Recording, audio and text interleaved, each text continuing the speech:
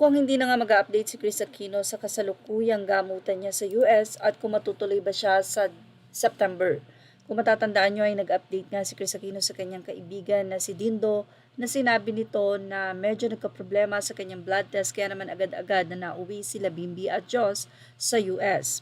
Pero nito lamang ang close-up ni Chris Aquino makikita na balik ganda itong si Chris at tila unti-unti na nga itong tumataba, kumbaga ay nagigain na siya ng weight.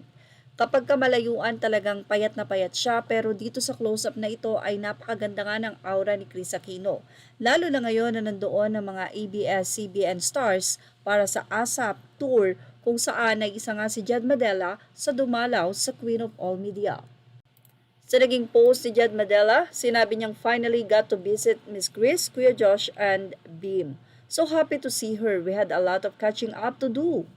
Kaya naman marami ang natutuwa, especially the fans of Chris Aquino na madalas na nga nila itong makikita, especially dahil nandun nga ang as a family, mayroong mga pagpo-post sa bawat mga artista. Kung titignan nyo ang aura ni Chris Aquino dito, talaga namang napakaganda pa rin niya.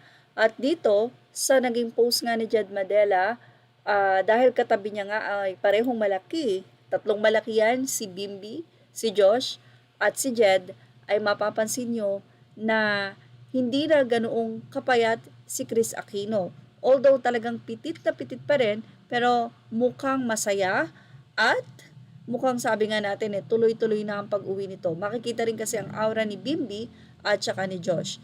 Isa rin itong therapy para kay Chris Aquino na makasama ang kanyang mga anak.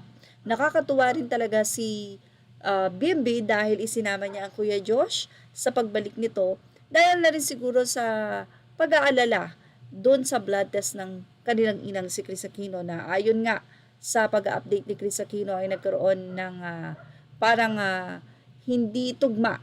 Kaya naman ito yung inaabangan nating i-update ni Chris kung ano nga ba ang naging resulta ng second blood test nung ito ay ulitin. Wala pa kasi talagang nagiging update din dito si Dindo.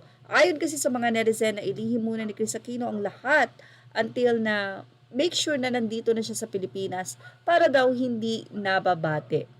Well, yan lang ang mga suggestion ng mga netizen. But anyway, patuloy pa rin ang padalangin, especially the fans of Chris Aquino at ang faith na makakauwi na ng bansa si Chris.